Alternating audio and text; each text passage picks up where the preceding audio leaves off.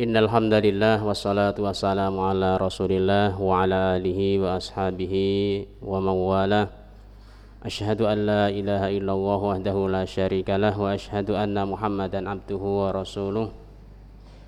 Ya ayyuhalladzina amanu taqullaha wa qulu qawlan sadida yuslih lakum a'malakum wa yaghfir lakum dzunubakum wa may yuti'illaha wa rasulahu faqad faza fawzan 'azima.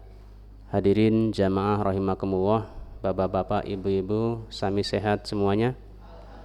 Alhamdulillah, semoga semuanya disehatkan selalu oleh Allah Subhanahu wa taala.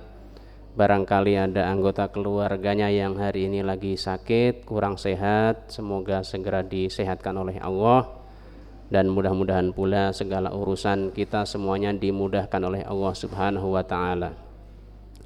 Baik Bapak Ibu rahimakumullah, sebagaimana biasa tiap malam Jumat kita mengadakan ta'lim ceramah umum.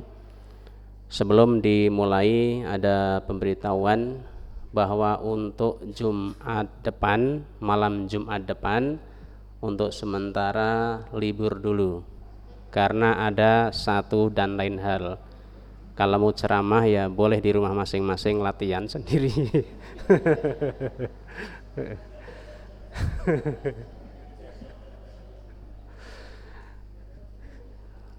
Baik Bapak Ibu rahimakumullah, untuk mempersingkat waktu, berhubung Ustadz sudah hadir di tengah-tengah kita mulai saja kajian di malam hari ini yang akan disampaikan oleh Al-Ustadz Dedi Haryadi LC. Kepada beliau waktu dan tempat dipersilahkan. Semoga kita semuanya mendapat ilmu yang bermanfaat.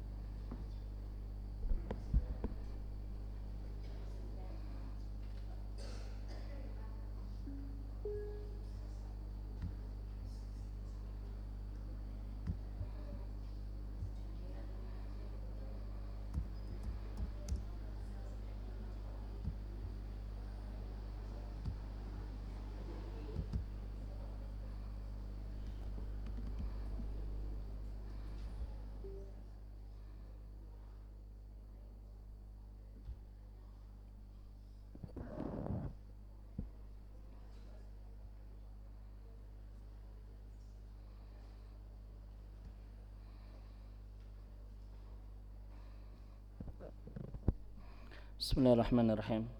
Assalamualaikum warahmatullahi wabarakatuh. Alhamdulillahi rabbil alamin. Alhamdulillahilladzi bi ni'matihi tatimmus shalihat. Wa asyhadu an la ilaha illallah wahdahu la syarikalah. Wa asyhadu anna Muhammadan abduhu wa rasuluh al-mab'utsu rahmatan lil alamin. Allahumma aftah lana qulubana wa alhimna rusdana wahdina ila siratikal mustaqim. Bapak dan Ibu jamaah yang semoga Allah rahmati dan Allah berkahi, puji dan syukur hanya milik Rabb kita Allah Subhanahu wa taala. Mudah-mudahan pertemuan iman kita di malam hari ini untuk kembali bertolabul ilmi, mudah-mudahan Allah catat menjadi bagian terbaik, bagian terindah dari amal soleh kita di hari ini. Ibu dan Bapak yang Allah rahmati dan Allah berkahi, kita akan lebih jauh ya, lebih akrab berkenalan dengan dua nama Allah Subhanahu wa taala.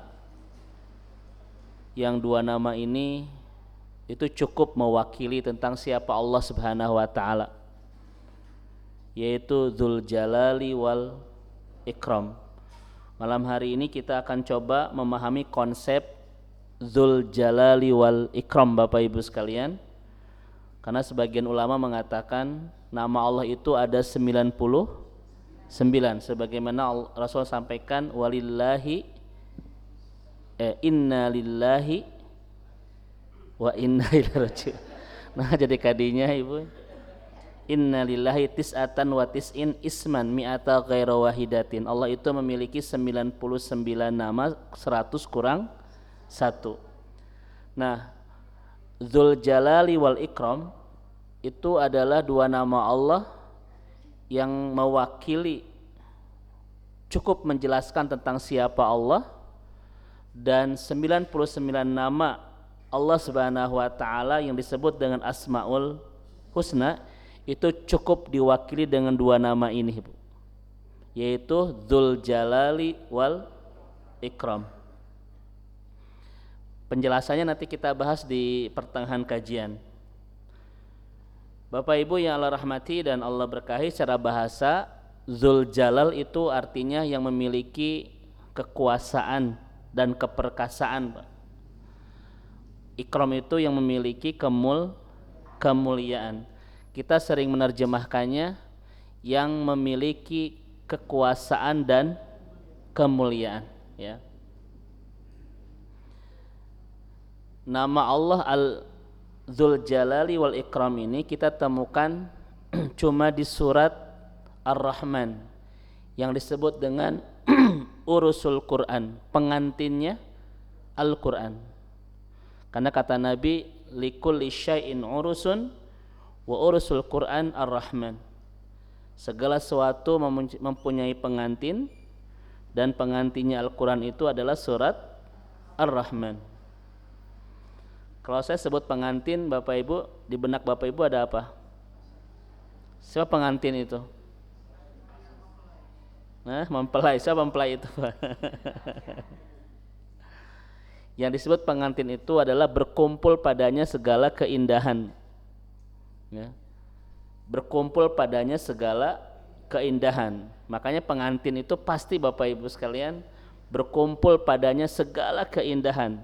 Bajunya, Pak, ya, harinya, dia memakai gaun pengantin yang sangat indah di hari terindah karena menemukan seseorang yang paling indah, ya Bu. Itu namanya pengantin. Saya yakin ibu-ibu ketika nikahan dulu pakai dasar tuh, Bu. Mual.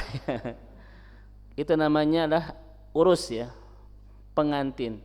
Dan Ar-Rahman disebut dengan urusul Quran karena padanya terkumpul dan terhimpun segala keindahannya. Ini pernah kita sampaikan di kajian sebelumnya. Nah, Dzul Jalali wal Ikram hanya kita temukan di surat ini. Diulang 2 kali. Ya, bagian pertama di ayat 27 dan bagian kedua di ayat terakhir di 78 itu. Di ayat 27 Allah mengatakan kullu man 'alaiha fanin wa yabqa wajhu rabbika dzul jalali wal ikram. Ini bagian pertama. Bagian kedua, wa fi nihayatis surah, di ujung ayat atau di ujung surat. Tabarakasmu rabbika dzil jalali wal ikram. Inilah Ibu dan Bapak, 2 nama Allah Dzul Jalal wal Ikram yang diperkenankan di dalam Al-Quran hanya di surat Ar-Rahman yang disebut dengan Azmalus Surah fil Quran, surat yang sangat indah di dalam Al-Quran.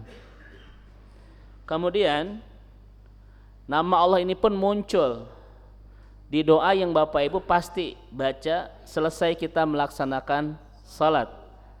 Karena kata Rasulullah sallallahu alaihi wasallam riwayat Imam Muslim, karena Rasul itu ketika mengucapkan salam tidak duduk, ya, kecuali membaca Allahumma antas salam wa minkas salam tabarakta ya dzal jalali wal ikram. Hadis riwayat Imam Muslim. Kalau ibu ada yang tidak hafal ini berarti inna lillahi. Nah itu betul. Karena doa ini kita baca selesai kita melaksanakan salah. Ya. Jadi Dzul Jalal wal Ikram ini muncul di Al-Qur'an di surat Ar-Rahman, muncul di doa Nabi, Pak. Ya. Di doa Nabi selesai melaksanakan salat. Dan muncul di aglal hadis, Pak, di hadis paling mahal. Ini ulama menyebut dengan aglal hadis, Pak. Hadis mahal Bapak Ibu. Ya. Riwayat Imam Abu Daud dan Imam An-Nasai. Kenapa ini disebut dengan hadis yang mahal?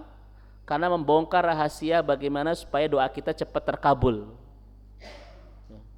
Nabi sendiri yang mengatakan, bukan syarah para ulama. Nabi sendiri mengatakan hadis ini Bapak Ibu, itu kata Nabi, alladzi idza du'iya bihi ajaba. Kalau kita berdoa dengan hadis ini pasti dikabul. Siapa yang menyampaikan? Nabi sendiri itu. Berarti ini plang, Bu. Apa plang itu ya? Efektif ya. Apa maksud tokcer lah gitu ya. Pasti dikabul. Kata Anas bin Malik, hadis ini lihat, kata Anas, ketika bersama Rasulullah sallallahu alaihi wasallam datang seorang laki-laki salat kemudian berdoa. Dan apa kata Nabi?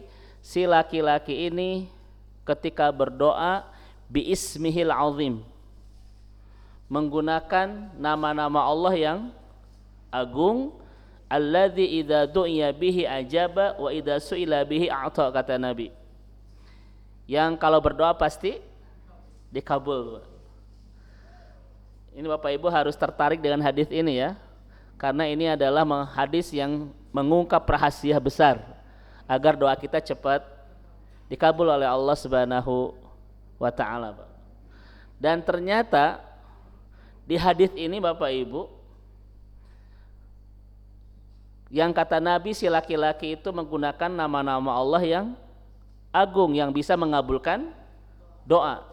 Dan ternyata ada kata ya dzal jalali wal ikram. Allahumma inni as'aluka bi anna lakal hamdu la ilaha illa anta al-mannan badi'us samawati wal ard ya dzal jalali wal ikram ya hayyun ya qayyum.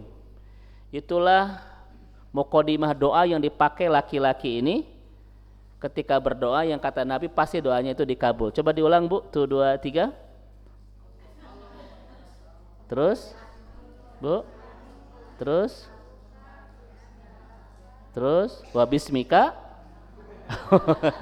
Nah, si kamu teribu kena tidur.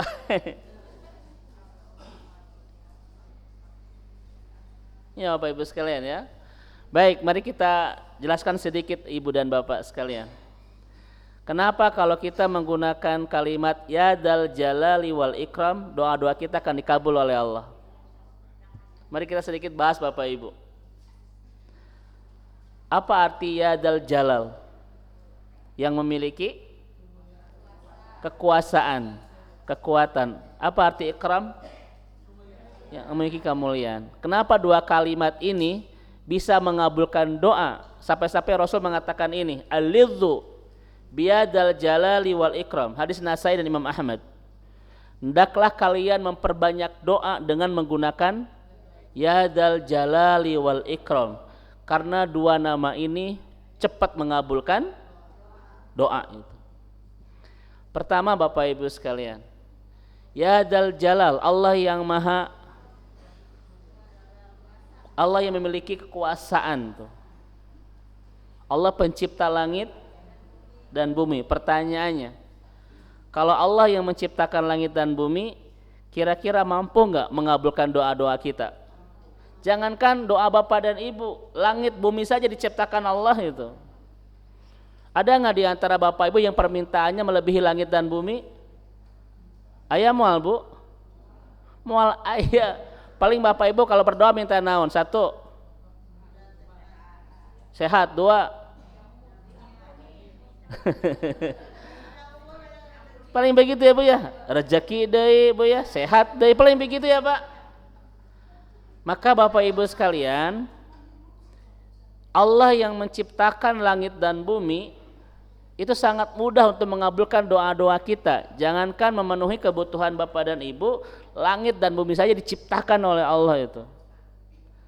Jadi berkuasa nggak Allah bapak ibu mengabulkan? Berkuasa? Berkuasa bapak ibu sekalian. Makanya bapak ibu tahu kan Nabi Sulaiman kalau berdoa bagaimana? Rabbik firli wa habli mulkan la yang bagi li ahadin, kan begitu min ba'di.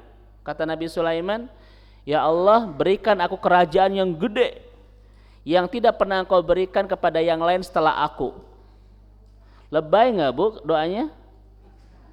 Tidak Pak. Karena Nabi Sulaiman tuh sangat tahu berdoa kepada siapa? Kepada Allah yang maha memungkinkan untuk mengabulkan segalanya. Makanya kata Nabi Sulaiman, minta kerajaan yang besar yang tidak pernah Kau berikan kepada yang lain setelah aku. Boleh berdoa begitu Pak? Boleh. Karena Allah itu pencipta langit dan bumi, sangat mungkin mengabulkan doa-doa kita. Jadi Bapak Ibu ada keyakinan nggak doa kita dikabul? Yang kedua ikram. Apa arti ikram? Apa arti mulia? Mudah memberi sekalipun tanpa kita minta Pak. Itu ikram. Makanya yang disebut orang mulia itu orang nu berehan Bu, gampang mere walaupun ente dipinta Bu. Orang mah dipinta ente itu Allah ikram. Kebayang nggak Bapak Ibu, Allah yang memiliki segalanya dan Allah yang mudah memberi semuanya. Kira-kira yakin nggak doa kita dikabul? Yakin nggak? Allah memberi tanpa kita minta, apalagi yang kita. Nah itu rumusnya. Apa hubungannya Ustadz dengan doa dikabul? Nabi sendiri mengatakan, ud'ullaha wa antum muqinuna bil ijabah. Berdoalah kepada Allah sepenuh dan seyakin doa kita akan dikabul. Bapak Ibu, pengabulan doa itu sangat bergantung kepada keyakinan hati. Lamun hati orang bu kiat dikabul pasti da Allah sesuai dengan prasangka hambanya. Tapi kalau hati kita tidak yakin Bapak Ibu sekalian, tidak akan Allah kabul. Karena 5 penyebab doa kita ditolak oleh Allah. Di antaranya adalah adamul yakin bil ijabah. Teu yakin diijabah. Memang aya gitu Bapak Ibu orang yang berdoa tapi teu yakin diijabah? Seueur Pak. Ada 2 kondisi hati kata Nabi yang kalau berdoa nggak mungkin diijabah. Kondisi pertama adalah adamul yakin bil ijabah, teu yakin diijabah. Ya Allah, berikan saya jodoh dalam hati, tapi siga nama hese, meskolot. Ada orang begitu Bapak sekalian ya. Lisannya meminta tetapi hatinya tidak percaya itu. Ayah Pak dan Ibu. Ya. Ya Allah, jadikan saya penghafal Quran. Tapi hatena sigana moal mungkin. Kondisi kedua, doa kita tidak akan ijabah pertama kalau tidak yakin. Yang kedua Pak, kalau tidak serius kata Nabi, qalbin lahin namanya. Qalbin lahin itu hati yang tidak serius. Apa yang disebut dengan hati yang tidak serius? Antara amal dan doa tersinkron. Contoh, ya Allah jadikan saya penghafal Quran Bu, tapi teu ngapalkeun. Sok hafal moal Bu? Moal Pak. Itu namanya qalbun lahin Pak. Hati yang tidak serius. Jadi keseriusan doa Bu, itu bukan di kata-kata yang lebay. Ibu di Facebook nulis daerah Allah Bu. Pakai daerah gerabu. Kabulkan doaku. Bukan itu keseriusan doa. Tetapi keseriusan doa itu dibuktikan oleh amal Pak. Bapak berdoa ya Allah jadikan saya penghuni surga. Ka masjid tara Bu. Berjamaah henteu ngaji henteu, kira-kira dikabul tidak? Itu hati yang tidak serius Pak namanya. Ya Allah berkahi dan limpahkan rezeki. Ari kerjaan di rumah wae gerapa nonton sinetron. Ya susah Bapak Ibu sekalian. Keseriusan doa bukan di kata-kata kita yang lebay Pak, tetapi di pembuktian lewat Lewat amal. Nah pertanyaannya Ustadz, bagaimana cara meyakinkan hati agar doa kita dikabul? Pakailah 2 kalimat ini, Pak. Ya Dzal Jalal, Allah yang berkuasa untuk menyiapkan seluruh kebutuhan yang kita minta. Wal ikram, dan Allah mudah memberi sekalipun tanpa kita minta itu. Betul, Bu? Hati butuh penguatan untuk diyakinkan doa kita dikabul. Bagaimana cara menguatkannya? Al-lidzu biyadal jalali wal ikram. Seringlah berdoa menggunakan kalimat ya dal jalali wal ikram. Allah yang memiliki segalanya dan Allah yang mudah memberi semuanya. Jangan pernah membawa hati yang ragu bersama Allah ketika meminta. Saya tanya sama ibu-ibu, kalau ibu minta sama suami, Bu, pasti dibere? Hah? Sok, Bu. Pasti mau, Bu, dipasihan muka suami? Belum tentu loh, Bu. Pertama, suami belum tentu punya. Kalaupun punya terbatas, Bu. Makanya punten Bapak Ibu, kalau suami Bu ngasih seperti di alas, itu tandanya suami terbatas. Tapi kalau Allah ngasih seperti di alas, tandanya apa? Allah tahu itulah yang terbaik yang kita butuhkan. Contoh begini Bapak Ibu, di komplek ini misalnya siang teu aya cai, Bu, malam ngocor, berarti PDAM caina terbatas, Pak. Ya kan? Siang teu aya, malam namanya ngocor gitu. Berarti PDAM terbatas. Komplek belah dia parem listriknya, Pak. Komplek belah dia nyala, Bapak Ibu. Berarti PLN terbatas. Bapak Ibu berdoa, ainu kabul, ainu henteu, berarti Allah. Saya ulang lagi Bapak Ibu sekalian. Kalau air Pak kadang ngocor, kadang tidak, berarti memang PDAM terbatas caina. Bumi nu ieu parem, nu ieu nyala, sakomplek parem, sakomplek nyala, berarti memang PLN-nya itu terbatas. Bapak Ibu berdoa, aya nu dikabul, aya nu teu dikabul, berarti Allah itu terbaik, bukan terbatas Bapak Ibu. Memang buat Ibu yang terbaik adalah dikabul. Memang buat Bapak yang terbaik adalah tidak. Ketika tidak dikabul bukan Allah terbatas, tetapi Allah Maha tahu yang terbaik buat kita untuk tidak mengabulkan. Betul Bapak Ibu? Makanya kalau ibu meminta kepada suami mungkin diberi, belum tentu. Pertama, mungkin suami terbatas, Bu, kemampuannya. Ya kan? Sementara Allah tidak terbatas. Yang kedua, kalaupun suami ada belum tentu bager, Bu.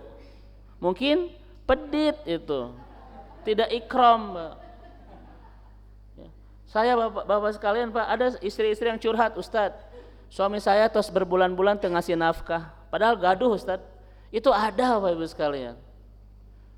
Ternyata tidak suami itu bager, Bu, aya nu koret itu. Ya? Gimana Bu? Itu musibah we Bu itu.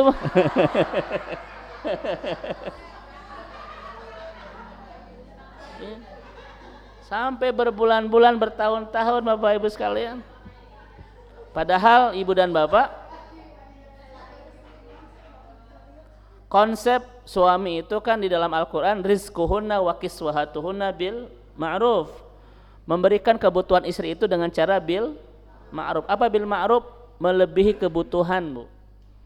Itu namanya bil ma'ruf. Ibu kebutuhan sebulan 2 juta, suami ngasih 100 juta, itu bil ma'ruf. Dan mudah-mudahan suami-suami ibu itu bil ma'ruf itu, Bu. Ya. Tetapi jangan pernah membawa keraguan, Pak, hati ketika kita meminta kepada Allah. Kalau membawa keraguan hati meminta ke suami wajar, Bu. Pertama suaminya tapi teu gaduh nanaon, Bu, itu. Aya. Yang kedua gaduh nanaon tapi teu nyaah aya, Bu. Aya nu dua-duana teu aya, Bu, nya teu nyaahnya. Teu aya. Aya. Liar, ibu disebut liar segala. Baik, ibu dan bapak, sudah paham sekarang ya? Taib. Mari bapak ibu kita jelaskan lebih dalam konsep akidahnya. Ya Dal Jalal, Allah yang memiliki kekuasaan. Punten bapak ibu, kekuasaan Allah tidak terbatas, tapi tidak akan pernah melampaui batas. Kenapa? Karena kekuasaannya dipaket dengan kemuliaan. Wajar nggak bagi Allah melampaui batas, Bu? Wajar, karena kekuasaannya tidak terbatas. Tetapi Allah tidak pernah melampaui batas. Tidak ada di antara kita yang terzolimi, Bu, tersakiti, Pak, teraniaya. Tidak ada itu. Kenapa? Karena kekuasaannya dipaket dengan kemuliaan, Bu. Sementara kita, Pak, banyak yang kekuasaannya terbatas, tetapi melampaui batas itu. Kenapa?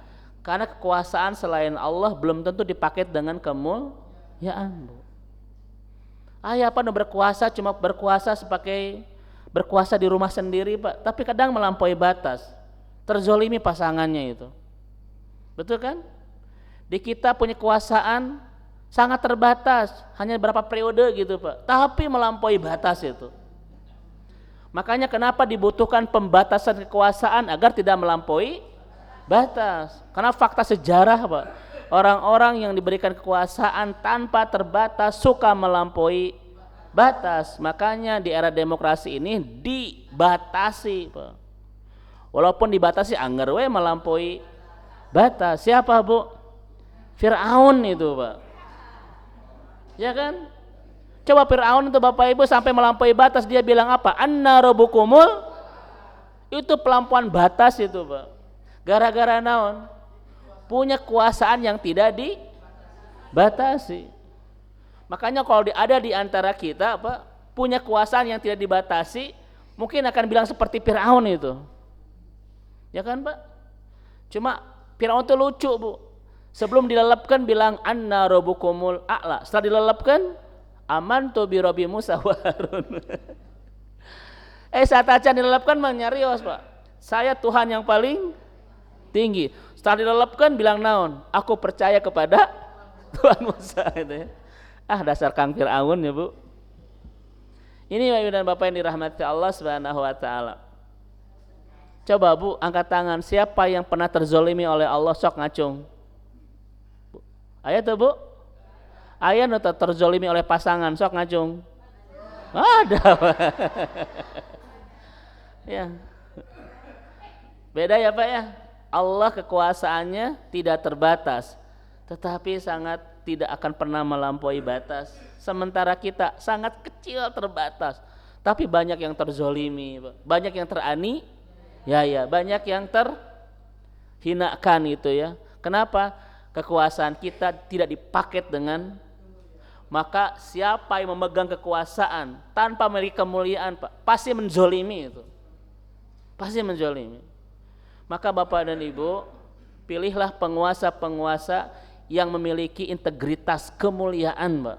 Bukan sekedar kapabilitas, tetapi juga integritas. Ini bukan dalam skup negara, bukan, Pak. RT, RW, lurah, Pak. Semua itu. Pilihlah penguasa-penguasa yang punya ikram. Apa tuh, Bu? Maka, Pak, kekuasaan ditambah kemuliaan itu sama dengannya apa? Keberkahan. Tetapi kekuasaan tanpa kemuliaan sama dengan kezaliman itu, Pak. Rumusnya pasti begitu dalam Al-Quran. Saya ulang, Ibu dan Bapak ya. Kekuasaan tambah kemuliaan sama dengan berkah kemana-mana itu, Pak. Namun kekuasaan tanpa kemuliaan sama dengan kezaliman. Jadi bukan kekuasaan yang melahirkan kezaliman, tetapi kekuasaan yang tidak dipaket dengan kemuliaan itu. Maka tong sembarangan milih penguasa, Pak. Ya. Ibu dan Bapak, siapa yang sering terzolimi di rumah? Ibu atau Bapak? Bu? Ibu. Kalau di sini mah tak aya, Bu, ini mah pasangan-pasangan ahli surga insyaallah itu. Ada apa pasangan yang terzolimi itu oleh pasangannya? Biasanya apa, Pak? Di pasang itu tidak ada kemuliaan itu, pasti menzolimi itu. Makanya kata para ulama, Bapak Ibu, kalau kita sudah menikah, ada sunnah kemuliaan yang harus kita contoh dari Nabi. Apa itu, Pak? Khairukum li ahli wa anna khairukum li ahli.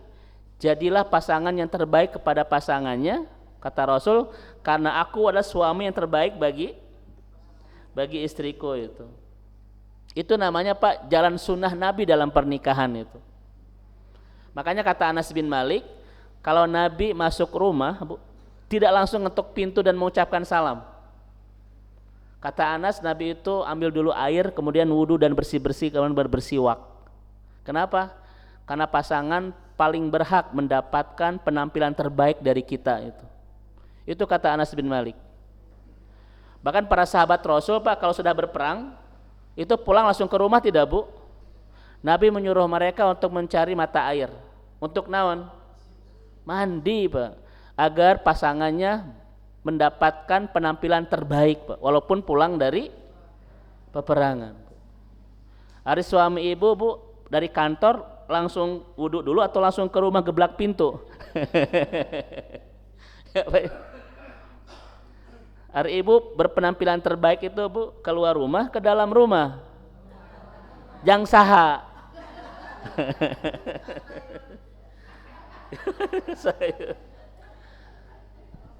Kenapa kita harus memberikan penampilan terbaik kepada pasangan kita?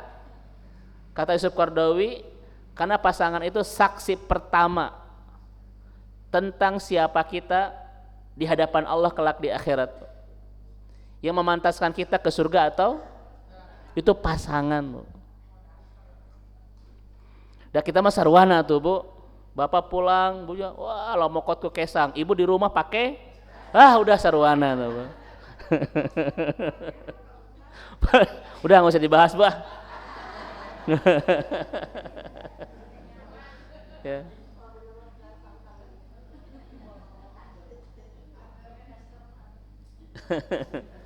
Baik, Ibu dan Bapak ya, saya ulang kembali. Jadi kita semakin mengenal Allah dan kelas kekuasaannya, itu tidak akan makin takut ya, Pak, karena Allah juga adalah Al-Ikram, maha lembut, maha mencintai kita, maha mulia, tidak akan pernah menzolimi kita. Yang kedua, dari Zul Jalali wal Ikram kita semakin yakin akan dikabulkan ketika meminta. Kita masuk ke konsep akidahnya, Bapak Ibu sekalian. Siapa tadi Dzul Jalal?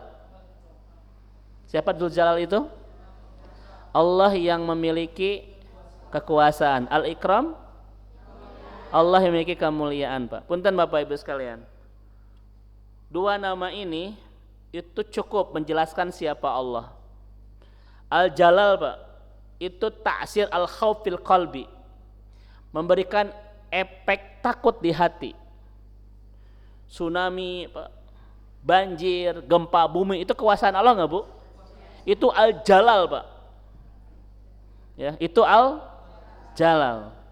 Tetapi Al-Ikram itu ta'sir al-mahabbah fil qalbi, memberikan efek jatuh cinta di hati. Ya.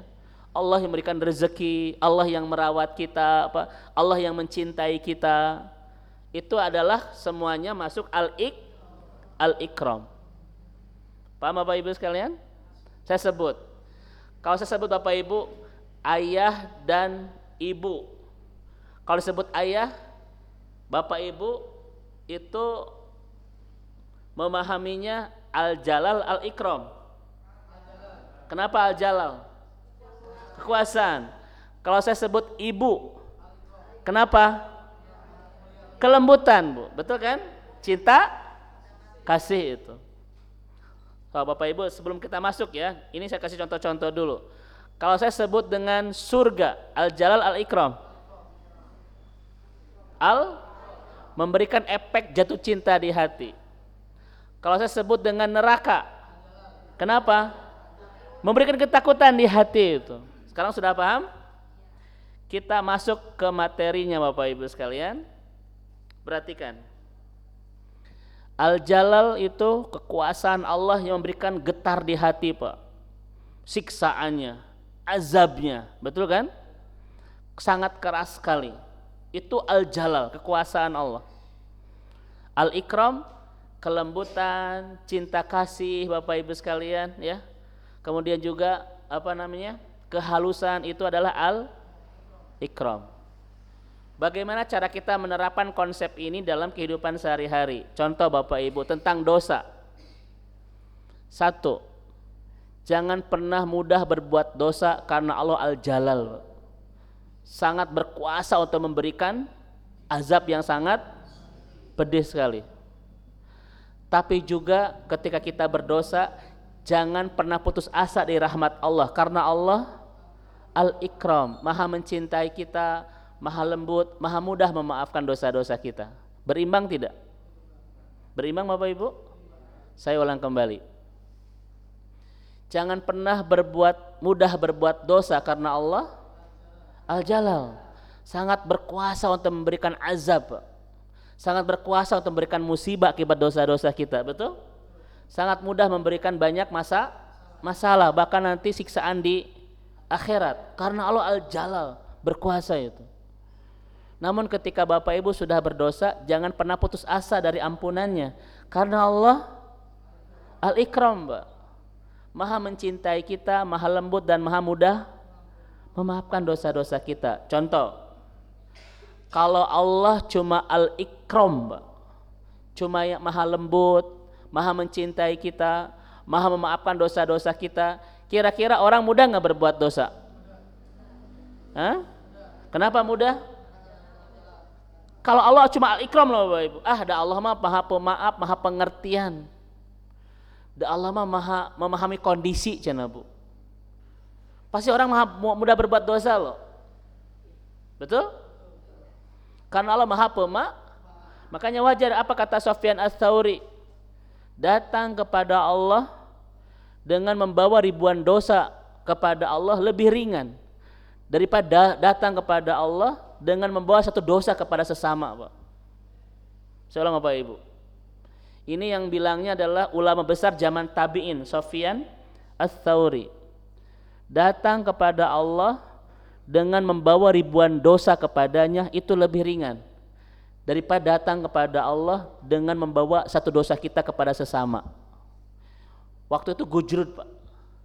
Kenapa? Karena kalimat ini kontroversi, viral Bapak Ibu sekalian. Tetapi yang bilangnya bukan ustadz kaleng-kaleng, Bu. Ini ulama besar masa tabi'in.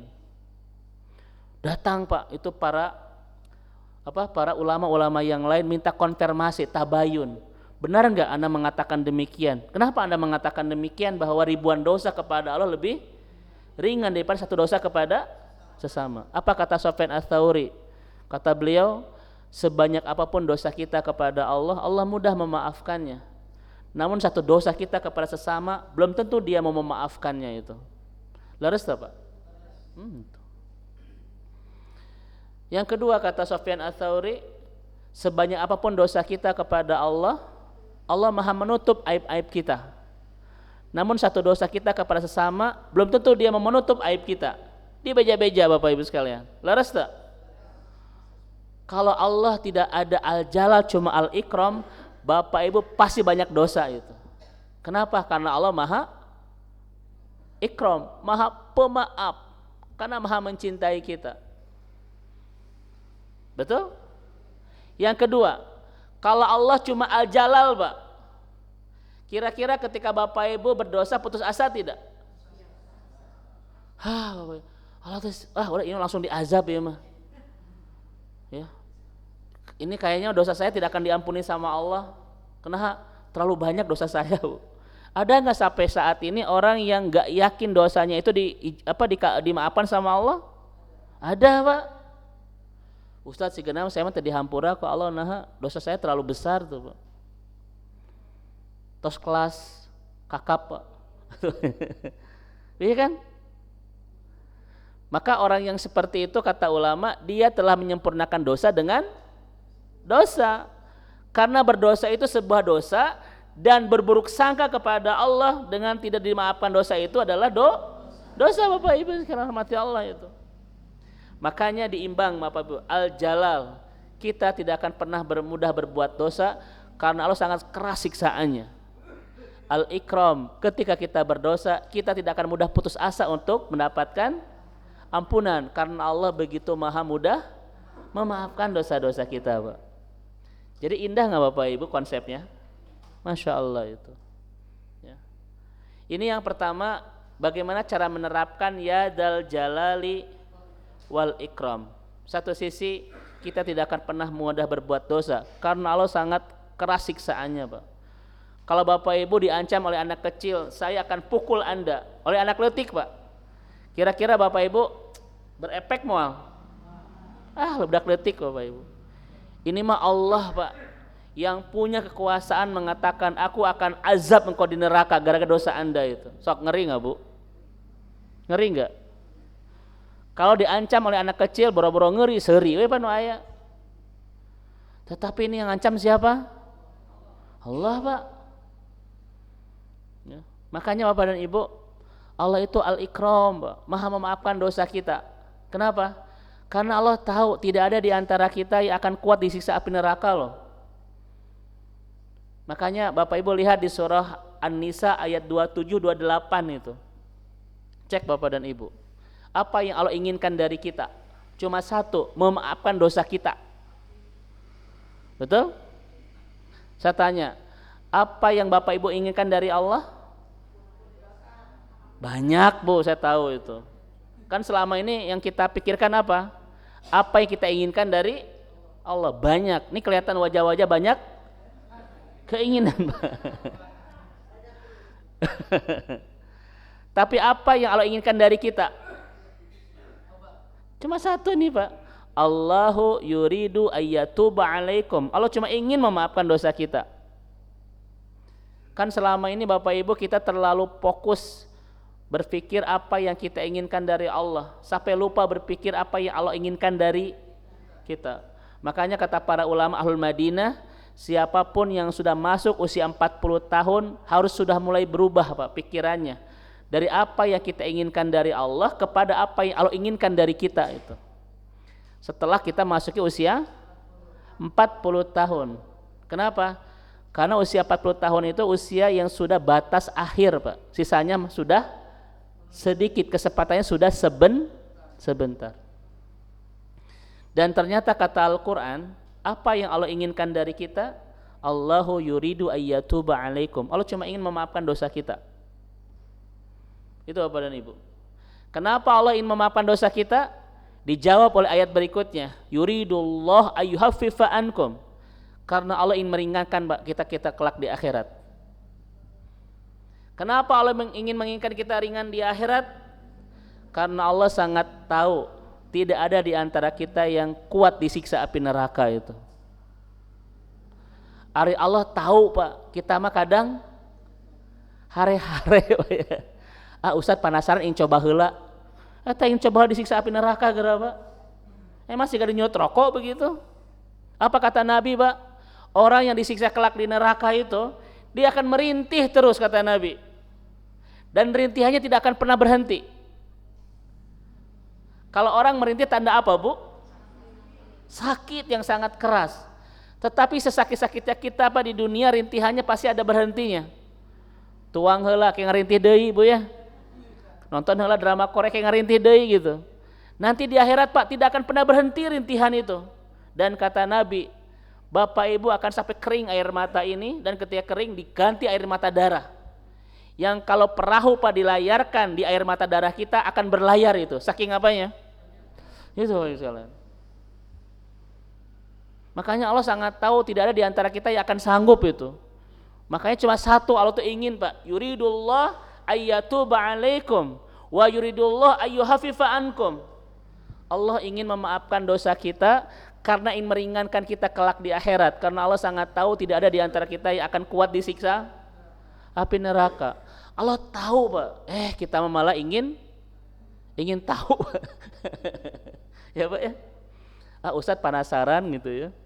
coba heula. Naudzubillahi min gitu. Nah, ini ibu dan bapak yang dirahmati Allah untuk konsep pertama tentang bab ampunan. Bagaimana cara menerapkan ya dzal jalali wal ikram. Sekarang paham Bapak Ibu sekalian? Masya Allah ya. Ini yang pertama. Coba Bapak Ibu lihat di sini ya. Bagaimana cara Allah Pak menyiksa atau menghukum dan mengazab orang-orang yang durhaka kepadanya. Al-Jalal itu. Ya.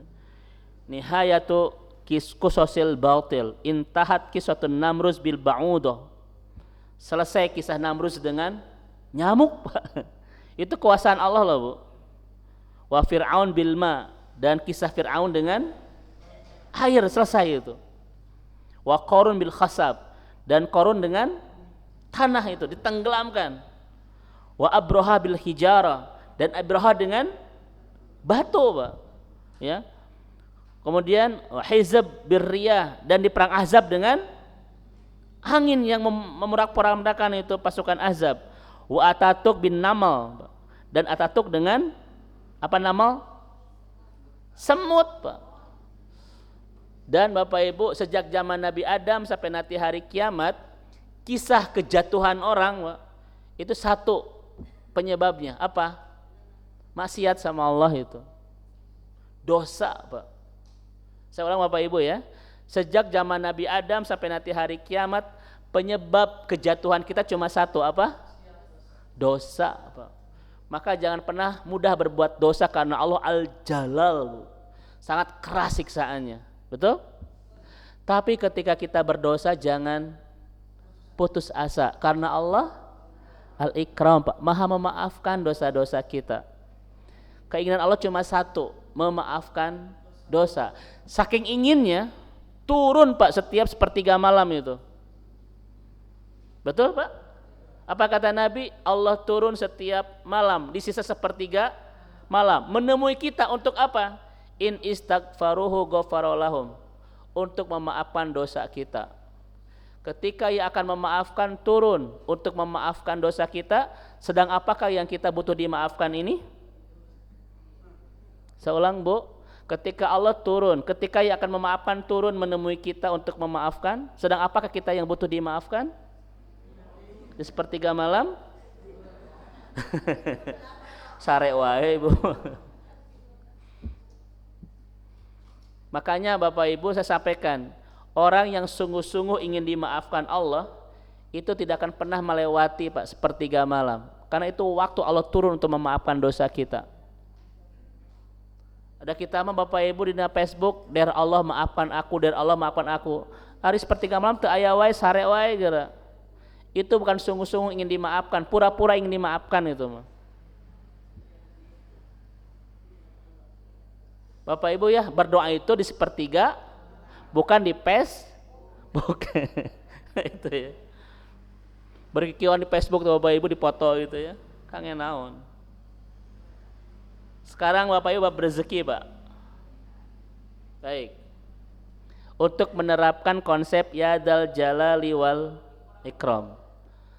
Sekarang tadi bab dosa, sekarang bab rezeki. Bagaimana cara memahaminya? Tadi saya sudah sampaikan songketnya Pak, apa culnya itu. Bagaimana memahami ya dzal jalali wal ikram dalam konsep rezeki? Ayo. Saya sudah dibantu tadi satu. Sekarang giliran Bapak dan Ibu, mah enggak? Kalau diam begini itu 3 kemungkinan Bu. Satu, mencerna bagaimana memahami. 2, teu ngarti. Itu usah dia ngebahas naon itu. Yang ketiga, tunduh Bu. Ini yang mana ini? Baik Bapak Ibu, saya bantu ya. Ini ada 4 contoh, saya bantu 2. Nanti Bapak Ibu yang 2 lagi jelaskan sendiri-sendiri ya. Ini agar kita paham tentang konsep ya dzal jalali wal ikram. Tentang rezeki Pak. 1. Jangan pernah khawatir soal rezeki, karena Allah itu ikram Pak, Maha mencintai kita, Maha memuliakan kita, Maha menjamin rezeki kita. Betul? Karena Allah ikram, Maha mudah memberi tanpa diminta sekalipun. Jangan pernah khawatir. Karena Allah itu ikram. Sampai-sampai Allah bilang apa Bapak Ibu? Wa ma min dabatin fil ardi illa 'alallahi rizquha. Tidak ada satupun binatang melata di muka bumi ini kecuali Allah sudah jamin rezeki. Karena Allah al-ikram. Makanya ibu dan bapak pernah saya sampaikan bab rizki famshu fi manakibiha. Jalan saja. Enggak usah nabrak sana sini. Sampai menghalalkan segala cara, sampai meninggalkan ibadah, Pak. Berjalan saja, jangan nabrak sana sini. Bab ibadah, fas'au ila dzikrillah, bersegeralah. Bab ampunan, wasari'u ila magfirati min rabbikum, berlomba-lombalah. Suasananya beda, Pak. Ini Al-Qur'an yang menyampaikan, rizki berjalan saja. Ibadah bersegeralah, ampunan berlomba-lombalah. Mana yang harus lebih cepat?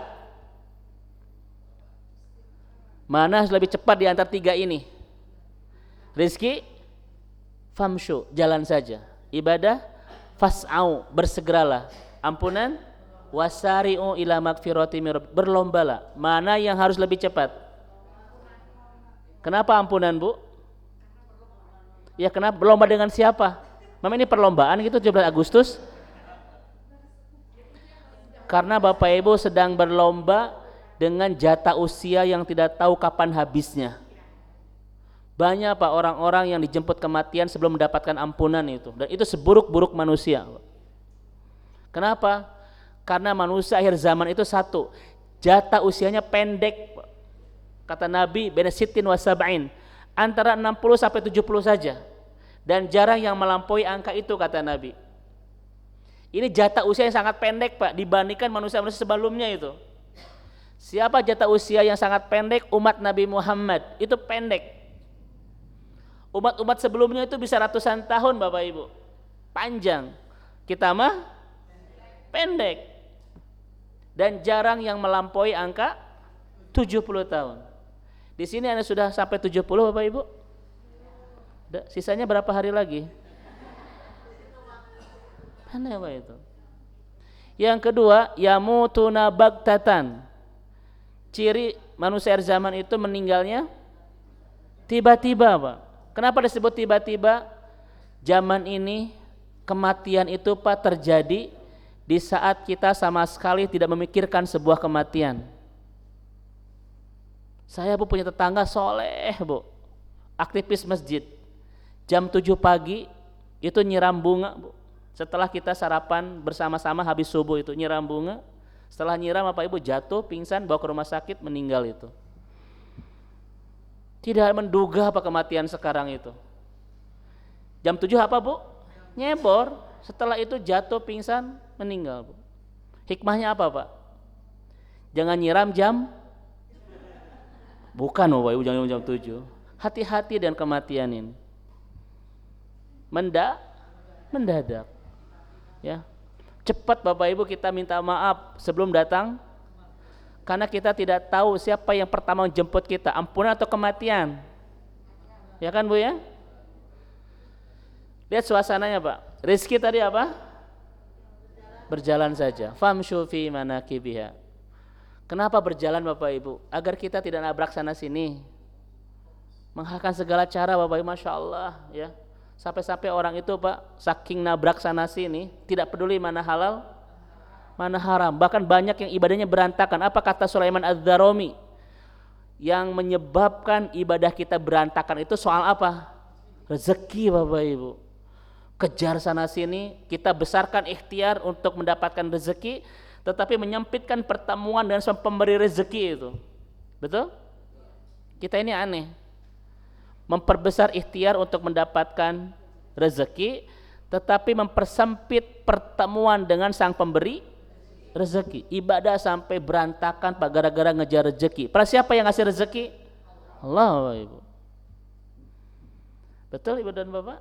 Rezeki sudah Allah jamin, berjalan saja. Karena Allah itu ikram, Pak. Maha menjamin rezeki. Ibu saya tanya Bu, siapa yang memberikan rezeki, suami atau Allah? Ada suami saha tuh? Bu? Suami saha? Pemakan rezeki, kata sahabiat itu. Allah pemberi rezeki, suami pemakan. Ketika ibu sudah tidak ada suami, rezeki ibu akan terhalang tidak? Tidak, Allah punya banyak cara ngasih ke ibu. Caranya bagaimana? Banyak, bukan suami yang lain Ustaz. Banyak Bu, cara lain itu. Betul? Nah, itu. Tapi Pak, ketika kita sudah punya rezeki, Bapak Ibu sekalian, hati-hati. Kenapa? Karena Allah itu Bapak Ibu akan menghisap setiap sennya itu. Tidak ada satu rupiah pun Pak yang tanpa lolos dari hisaban Allah. Dan ternyata kata Rasulullah sallallahu alaihi wasallam, nanti di akhirat kaki kita tidak akan pernah bergerak. Apakah ke neraka atau ke surga sebelum ditanya 4 perkara kata Nabi. Dan ternyata Pak, di antara 4 perkara ini pertanyaannya di antaranya soal ini Pak. Dari mana mendapatkannya? Bagaimana cara itu Pak.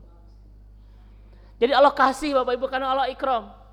Tetapi hati-hati akan Allah hisab semuanya karena Allah itu Al-Jalal itu.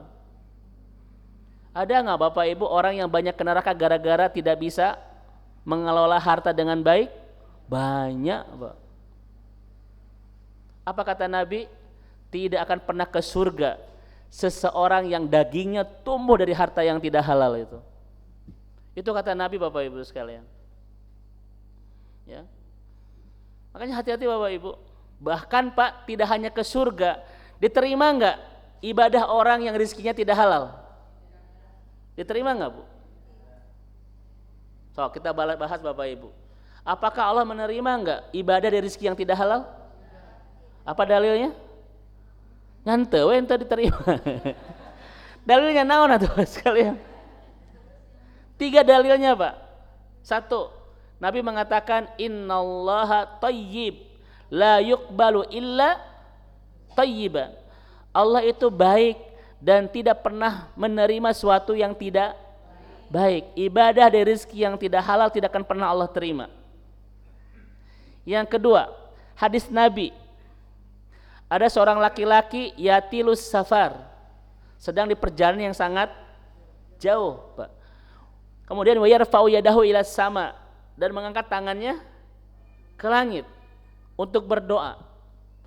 Seharusnya Pak, kalau orang sedang safar dan mengangkat tangan pasti harus diijabah, ya kan? Tapi kata Nabi, mat'amahu haramun, malbasahu haramun, wa ghudhiya bihi haramun, fa anna yustajabu dzalik. Tapi makanannya haram, minumannya haram, uangnya haram, enggak mungkin ibadah diterima Allah Subhanahu wa taala. Dalil yang ketiga, Nabi mengajari kita doa, Bapak Ibu, doa yang sangat penting sekali. Allahumma inni as'aluka ilman wa rizqan wa amalan. So, Pak, bagaimana cara memahami ini? Pertama ilmu, 2 ilmu yang bermanfaat, 2 rezeki yang halal, 3 ibadah yang diterima. Pertanyaannya pertama, bagaimana cara mendapatkan rezeki yang baik Pak? Ilmui Pak, kitanya harus berilmu, paham dulu ilmu agama. Orang semakin paham ilmu agama, semakin bersih hartanya itu. Karena kebersihan harta sangat bergantung kepada kedalaman pemahaman agama. Semakin dangkal Pak pemahaman agamanya, kadang semakin tidak bersih hartanya itu. Karena dia tidak tahu mana halal, mana haram, mana riba, mana ini. Kadang dia nggak ngerti itu. Betul? Maka semakin dalam pemahaman agama seseorang akan semakin bersih hartanya. Itu namanya rizqan thayyiban. Yang terakhir apa tadi? Amal yang diterima. Bagaimana supaya Bapak Ibu punya amal yang diterima? Pertama harus ilman nafian, harus punya ilmunya. Tak mungkin ada amal yang diterima tanpa diilmui, Pak. Karena semua amal itu pasti ada ilmunya dari Rasulullah Shallallahu Alaihi Wasallam. Maka Bapak Ibu, kenapa kita ini wajib untuk belajar agar ibadah kita diterima, Pak? Karena agama kita agama ilmu, harus mengilmui amal dan harus mengamalkan ilmu itu agama kita itu. Setuju Bapak Ibu? Bisa nggak diterima kalau Bapak Ibu dari cenah jeung cenah we? Bu, kenapa sholat itu udah cenah? Diterima nggak Bapak Ibu? Tidak. Yang kedua, bagaimana amal kita diterima? Ilman nafian, ilmu. Yang kedua, rizqan. Tuh Pak, harus dari harta yang halal itu. Karena kalau tidak halal, tidak diterima Allah Subhanahu wa Ta'ala. Oleh karena itu Bapak Ibu harus hati-hati enggak soal harta ini. Satu sisi jangan berkhawatir, tetapi satu sisi juga jangan sembarangan ketika kita mengelolanya.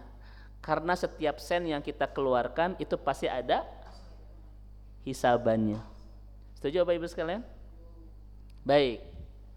Makanya ibu dan bapak yang dirahmati Allah Subhanahu wa Ta'ala, di Al-Quran, di Al-Baqarah, harta terkait dengan wa ilaihi turja'un, dengan jalan kepulangan itu. Wa may yuqridullahu qardan hasana fayudha'ifu lahu ad'afan Bu, in a'tainakal, itu mah lancar. Al-Baqarah ya Pak Haji ya. Wa may yuqridullahu qardan hasana fayudha'ifu lahu ad'afan katsira wallahu yakbid wa yabsut wa ilaihi turja'un. Pertanyaan saya kepada Bapak Ibu, kenapa ketika Allah berbicara masalah harta ditutup dengan kepadanya kalian pulang, Pak? Kata ulama, karena harta itu harus menjadi jalan kita pulang ke surga. Dan ternyata Pak, semakin besar harta kita, semakin besar peluang kita untuk bisa pulang ke surga. Betul? Lewat sedekah, lewat wakaf, lewat infak, lewat bangun masjid Bapak Ibu, lewat haji, lewat umroh. Udah banyak jalan-jalan yang bisa kita ciptakan ke surga dengan harta yang kita miliki. Yang kedua, ketika Bapak Ibu punya harta, keluarkan sebesar mungkin kalau itu untuk jalan pulang. Tetapi jangan pernah dikeluarkan sekecil apapun kalau tidak menjadi bekal pulang. Karena setiap pengeluaran pasti ada hisabannya. Al-Jalal itu Pak. Satu sisi entong khawatir, sisi lain tong sembarangan. Betul? Ini konsep tentang yadal jalali wal ikram. Ya. Mudah-mudahan ibu dan bapak semakin dalam pemahaman agama kita, semakin bersih Bapak Ibu ya harta yang kita dapatkan itu. Makanya punten Bu, setiap bapak itu keluar rumah untuk mencari harta, ibu ucapkan kalimat romantis itu. Apa kalimat romantisnya Bu? Bukan bebek cemot awas Bu. Bebek cemot bukan itu. Tapi kalimat yang mengabadi, yang disampaikan oleh sahabiat ketika para sahabat itu akan mencari rezeki. Ya Aba Fulan, at'imna halalan. Ya, nusbiru 'alal ju' wala nusbiru 'alan nar. Wahai suamiku, ambillah yang halal saja. Jangan pernah tergoda untuk mengambil yang tidak halal. Karena kita mampu menahan rasa lapar, tapi kita tak mungkin mampu menahan siksa api neraka, Bu. Itu yang ibu harus ucapkan ketika suami akan bekerja. Coba diulang Bu, tuh 2, 3. Ibu. Kebiasaan ibu kalau suami bekerja bilang apa Bu? Ayah, tong pulang mencan mawa artos gitu Bu. Ya Pak ya, tidak akan pernah ke surga daging yang tumbuh dari harta. Itu sudah ancaman Rasulullah Sallallahu Alaihi Wasallam Bapak Ibu. Ya. Makanya ingatkan terus suami-suami ibu Bu ya. Karena kadang suami itu kan saking ingin membahagiakan keluarga, kadang menghalalkan. Kalau di sini insya Allah Pak ini ahli surga semua ya. Ini di luar sana Bu. Saking ingin membahagiakan istrinya, saking ingin membahagiakan anaknya, kadang Pak berani untuk mengambil harta yang tidak halal. Ibu pengingatnya itu. Karena istri itu betul-betul menjadi rem bagi suami. Karena kalau ibu tidak banyak ngerem Bu, kadang lost control itu. Segala diambil dibawa ke rumah, padahal itu masih bala. Dimasukkan ke tubuh ibu, ke tubuh anak-anak. Apa yang terjadi kata para ulama itu Bapak Ibu, anak kita menjadi soleh Bu gara-gara ada harta yang haram Bapak Ibu. Di rumah tidak ada terbangun ketaatan bersama-sama Bapak Ibu, rumah itu cuma tempat ngumpul, ngobrol, pasea, apalagi Bu. Apa disebut dengan rumah? Tempat bersama membangun ketaatan bersama orang-orang tercinta, itu rumah namanya. Apa Bu? Tempat bersama membangun ketaatan dengan orang-orang tercinta, itu rumah. Lamun rumah Bu hanya tempat kumpul, istirahat, nonton, tidur dan pasea, itu bukan rumah namanya. Apa itu? Pak, rumah-rumah non muslim begitu, harus beda rumah kita mah, bukan sekedar istirahat, tetapi di sana ada kebersamaan dalam ketaatan bersama orang-orang tercinta Bu. Tapi kalau harta kita apa nggak halal, tak mungkin terbangun ketaatan bersama-sama itu, nggak mungkin Bapak Ibu. Kadang suami subuh kesiangan Bu, ibu pun sarwana, anak-anak pun lupa sholat Pak, padahal sudah balik, gara-gara apa? Harta haram Bapak Ibu sekalian, merusaknya kemana-mana itu ya. Ustadz, nah anak-anak saya itu tesaroleh nembaraung, jangan dulu salahkan anak, jangan-jangan kita yang ngasih sesuatu yang tidak halal, merusak fitrah anak itu ya Bu ya. Tapi Pak, bukan berarti Bapak tidak boleh ke masjid, kan rumah itu tempat bersama ketaatan, tapi saya tidak usah ke masjid, bukan maksudnya. Kan bisa tilawah bareng ya Bu ya, bisa ceramah bareng Bu, bisa ceramah bareng. Ya Bapak ceramah, Ibu nonton ya Bu ya. Begitu. Ibu tidur. Bapak Ibu habis subuh teh Bu, sok gantian baca Al-Qur'an. Ibu baca, Bapak dengerin, Bapak baca, Ibu tidur, lah gitulah itu. Sok gantian. Bersama-sama dalam ketaatan, Pak. Daimah tuh rumah muslim teh, aduh Al-Qur'an teu aya, Pak ya. Tahajud berjamaah, tahajud teu aya, ini teu aya, Bu. Itu bukan rumah Bapak Ibu sekalian. Ya. Tempat naon namina teh Bapak Ibu. Tapi Pak punten, saya tanya Bapak dan Ibu, tolong jawab. Ibadah itu ada yang berat tidak? Tidak ada yang berat. Ada yang merasa berat? La yukallifullahu nafsan illa wus'ah. Ibadah tidak ada yang berat. Tapi ada nggak yang merasa berat? Nah Pak, banyak orang yang merasa berat di ibadah yang tidak berat. Kata Ibnu Qayyim Pak, az-dzunub du'ful amal. Dosa itu memberatkan ibadah. Jadi ketika Bapak Ibu merasa berat, bukan ibadahnya yang berat, tetapi dosa yang telah memberatkan. Makanya kalau Bapak Ibu ingin tahu sebesar apa dosa kita, lihatlah bagaimana perasaan kita ketika ibadah, enteng atau berat. Kalau merasa subuh berat, tahajud berat, itikaf berat, istighfar Bapak Ibu. Dosa yang telah memberatkan. Yang kedua saya tanya Bapak Ibu, ibadah itu tidak ada yang berat, semuanya mampu kan Pak? Tapi ada nggak yang meninggalkan? Sok Pak, ada nggak yang meninggalkan ibadah? Persoalannya apakah dia tidak mampu atau tidak mau? Orang yang meninggalkan ibadah bukan ketidakmampuan, tetapi ketidakmauan Pak. Dan semuanya pasti mampu, dan ibadah mah tidak ada yang tidak mampu. Sudah Allah tuh sesuaikan syariat itu dengan kemampuan kita. Tetapi kenapa banyak yang meninggalkan? Karena bukan ketidakmampuan tetapi ketidakmauan. Dan Allah tidak akan pernah menghisap ibadah yang tidak mampu. Namun Allah akan menghisap ibadah yang tidak mau. Pertanyaannya, kenapa tidak mau ibadah? Padahal mampu. Sok Bapak Ibu. Jawaban ulamanya Pak, karena dosa telah menghilangkan kenikmatan ibadah. Kalau Bapak Ibu sudah tidak terasa nikmat, apapun mudah kita tinggalkan. Semudah apapun Pak, ya melakukannya. Tetapi kalau Bapak Ibu sudah nikmat, akan Bapak Ibu perjuangkan sesulit apapun melakukannya. Betul Bapak Ibu? Kenapa banyak laki-laki yang tidak ke masjid? Bukan tidak mampu, tidak mau. Kenapa tidak mau? Satu, tidak merasakan kenikmatan apa-apa di masjid. Kenapa? Karena dosa sudah menghilangkan kenikmatan ibadah. Kalau yang Bapak Ibu merasa nikmat, sesulit apapun perjuangannya, Bapak Ibu akan tempuh itu. Sok saya tanya Ibu dan Bapak, kalau di Kopo ini Pak ada restoran enak pisan Bu, terus ngantri, Bapak Ibu kira-kira mau nggak ngantri? Kenapa mau? Kenapa? Akan berjuang walaupun ngantri. Sebaliknya di sini ada restoran Pak, teu enak pisan, kosong, mau ngantri mal Pak?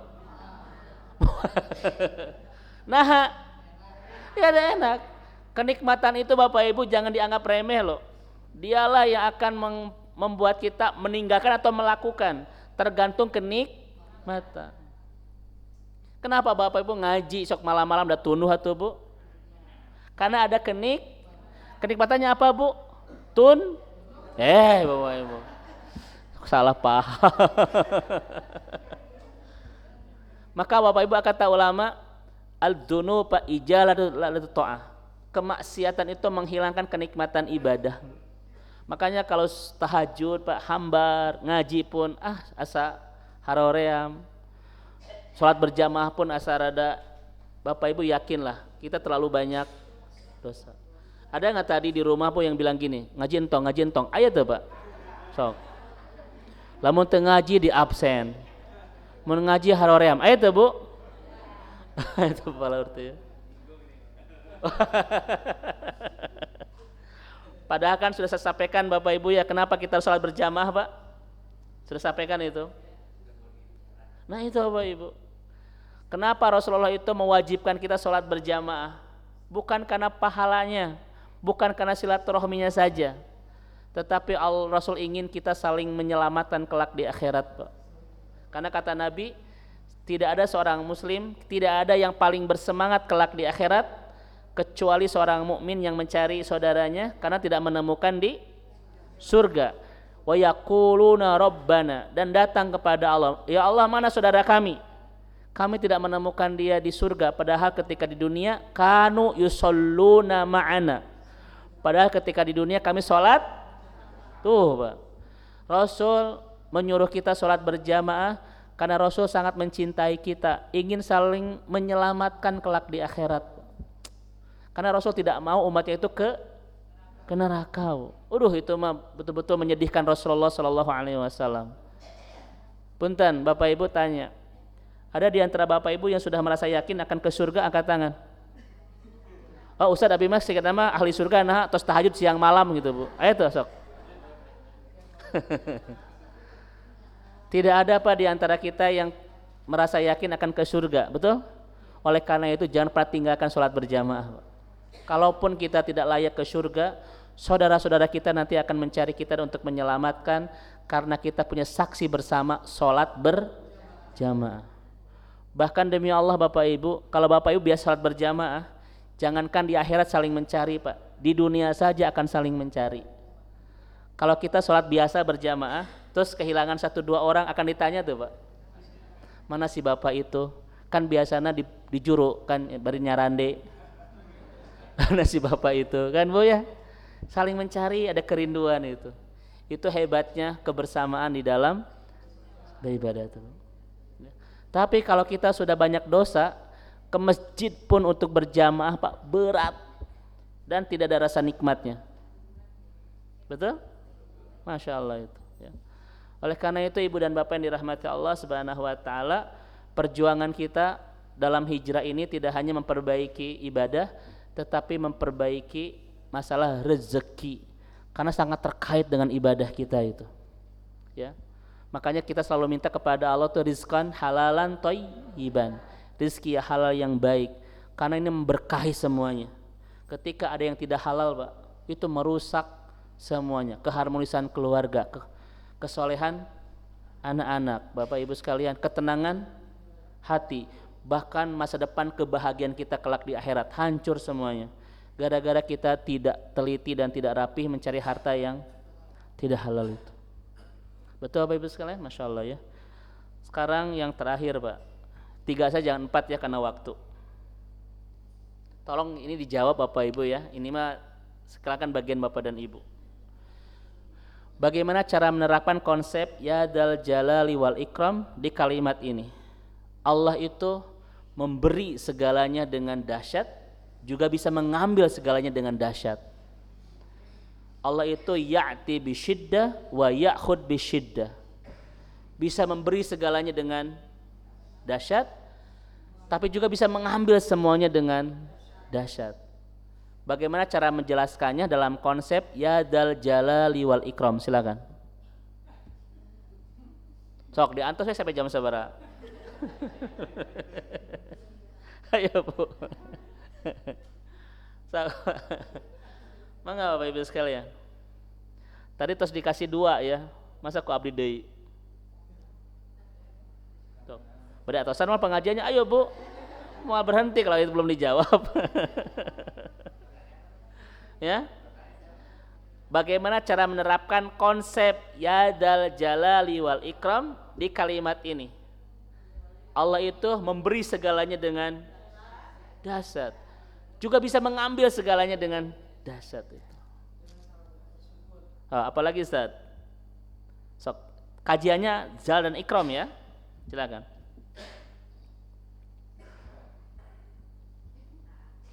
Sok diantos saya, Bu.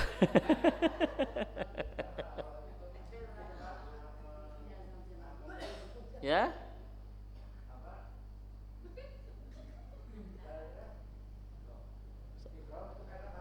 Betul. Maha kuasa. Nah, pemahamannya bagaimana Pak diterapkannya? Kalau Allah memberi itu ikram, Allah mengambil itu jalal kan? Nah, jadi bagaimana cara menerapkannya? Allah memberi itu al-ikram, Allah mengambil itu al-jalal. Sok, jadi bagaimana? Ini terus mulai masuk ini materinya. Terus?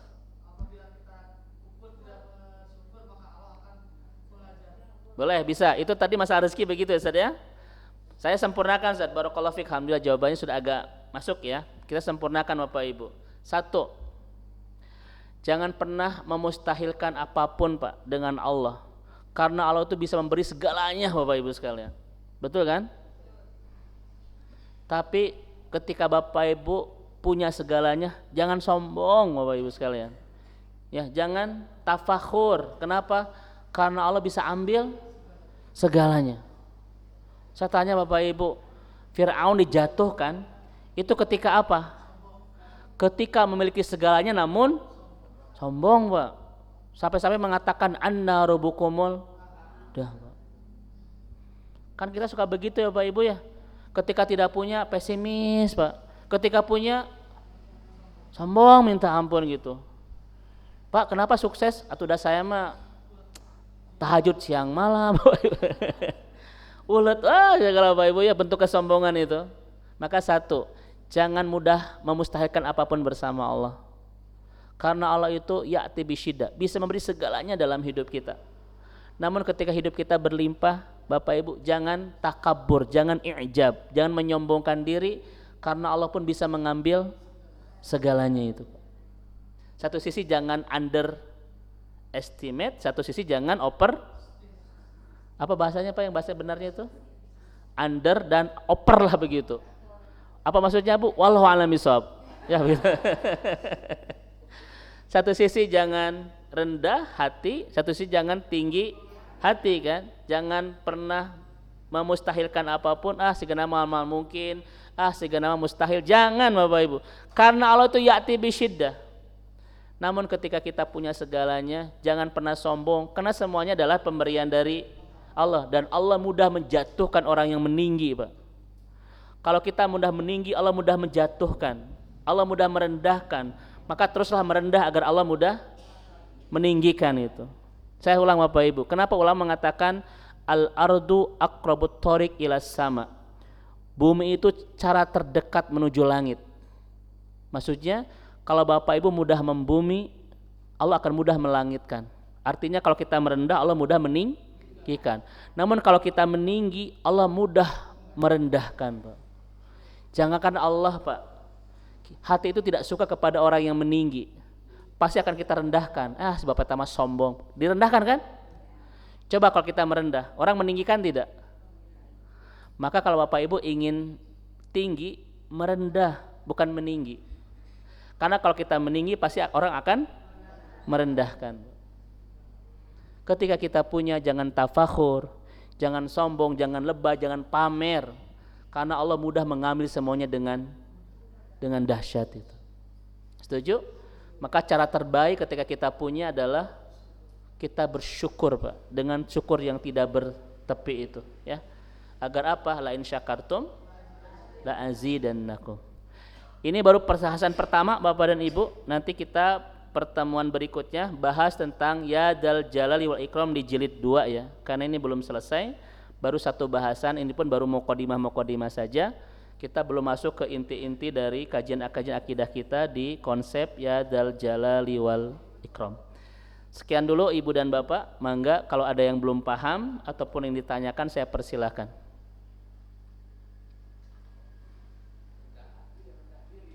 Ya.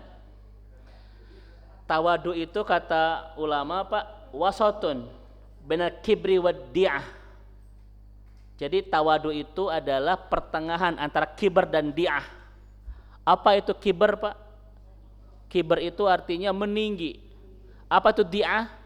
Merendah, tapi merendahnya merendah diri. Saya mah tegaduh nanaon. Saya mah telayak hidup. Itu namanya di'ah Pak. Kalau tawadu adalah Bapak Ibu, orang yang dia itu Pak punya kapasitas tetapi tidak menampakkan, artinya nilainya 100 tapi dia tampakkan 10 Pak, tampakkan 20.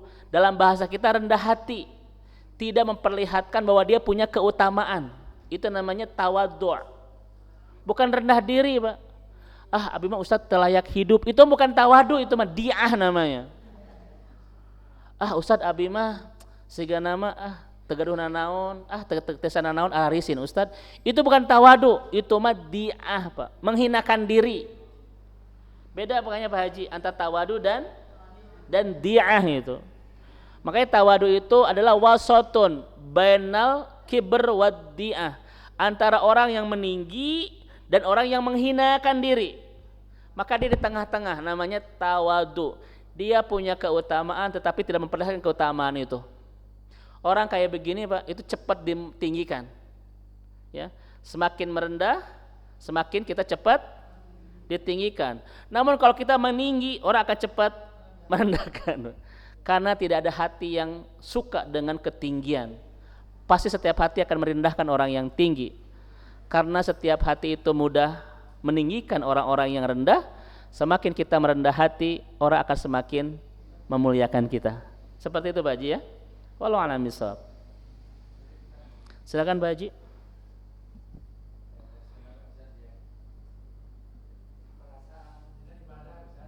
Ya.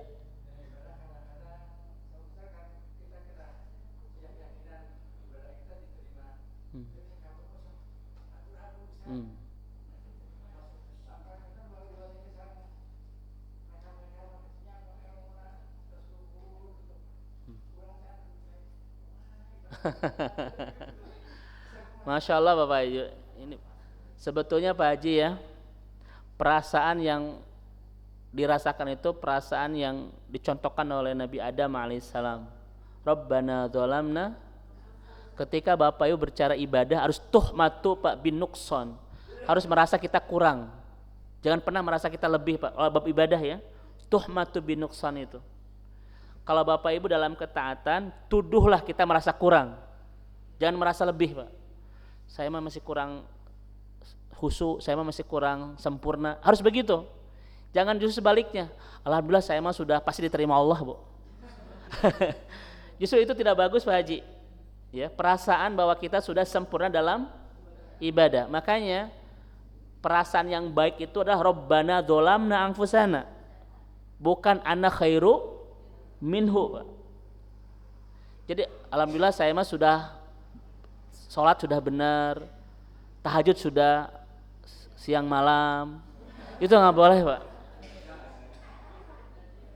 Kalau kita berdoa kepada Allah, minta ibadah kita diterima.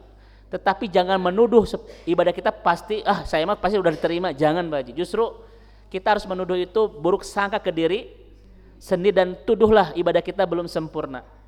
Kenapa? Agar kita terus semangat menyempurnakan ibadah kita Pak, dengan ilmunya, dengan istiqomahnya, dengan terus bergaul orang-orang soleh. Maka apa yang dirasakan tadi Pak Haji itu sebuah kebaikan Pak.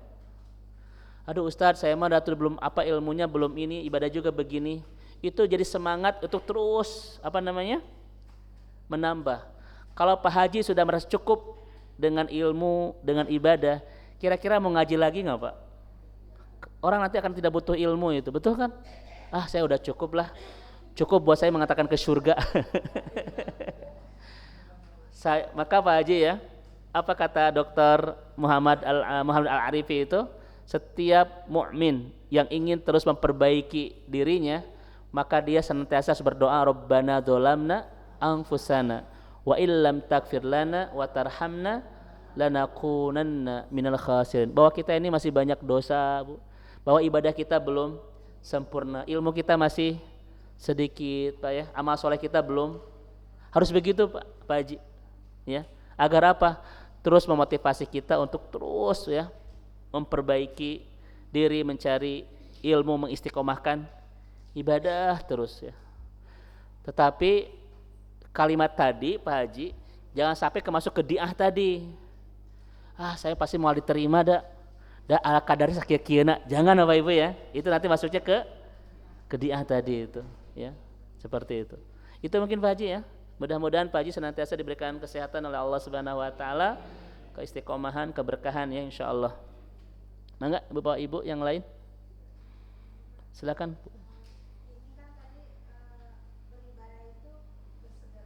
Iya.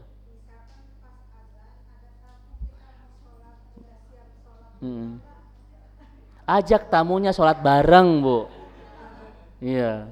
Ajak tamunya sholat bareng. Yuk kita sholat dulu bareng. Itu jadi ibadah, jadi amal dakwah juga, jadi amal soleh. Jangan sampai kita nerima tamu sampai kita menyia-nyiakan atau melalaikan. Dia juga punya kewajiban sholat kan. Ayo ajak sholat. Sekali nilai ibadah itu. Ya. Sekali jadi nilai ibadah. Jangan sampai gara-gara kita ikramud duyub, menghormati tamu, sampai bablas Bu. Adzan zuhur, datang tamu, beres-beres itu mau maghrib. Mendingan Bu bagusnya ajak sholat bareng-bareng. Itu itu yang paling pilihan yang paling ideal. Satu sisi kita menyegerakan ibadah, yang kedua kita mengajak orang dalam kebaikan. Jadi kita bisa mendapatkan dua nilai pahala ya. Wallahu a'lam bishawab. Karena yang tidak boleh karena yang boleh mengakhirkan suatu bukan tamu. Satu, ahbasan. Ahbasan itu ingin keluar hadas. Yang kedua adalah ngantuk yang berat.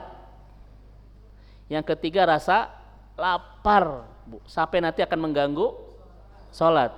Yang kelima, yang keempat cuaca yang sangat panas sekali Bapak Ibu sekalian ya. Itu nanti itu ada hadis-hadisnya semuanya. Ada hadis-hadisnya.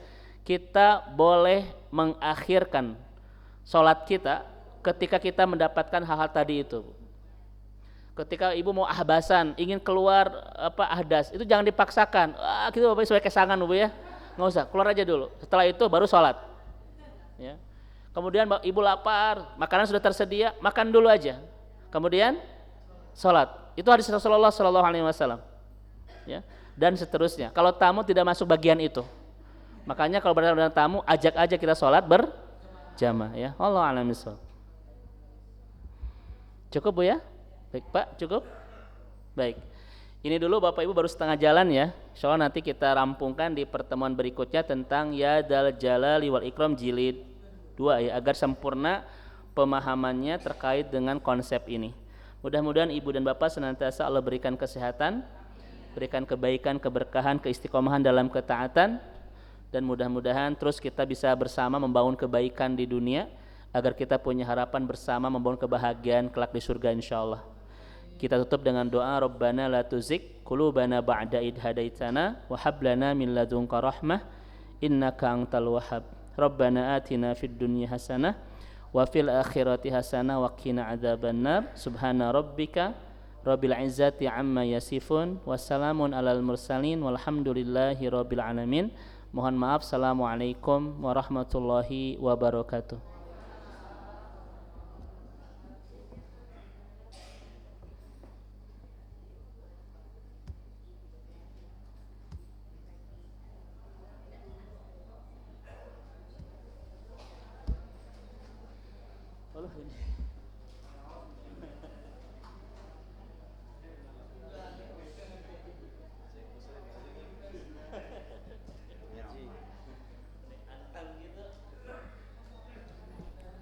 Atur nuhun wa jazakumullah khairan wa barakallahu fikum pada al-ustadz yang sudah menyampaikan ilmunya kepada kita.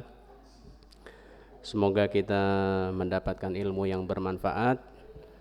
Sekali lagi pemberitahuan bahwa untuk malam Jumat depan kita libur dulu, dilanjutkan lagi Jumat depannya insya Allah. Bagaimana Bapak Ibu, sudah siap? Siap pulang? Karena sudah siap pulang, mari kita tutup dengan hamdalah bersama-sama. Alhamdulillahirabbil alamin. Subhanakallahumma wa bihamdika asyhadu an la ilaha illa anta astaghfiruka wa atubu ilaik. Wassalamualaikum warahmatullahi wabarakatuh.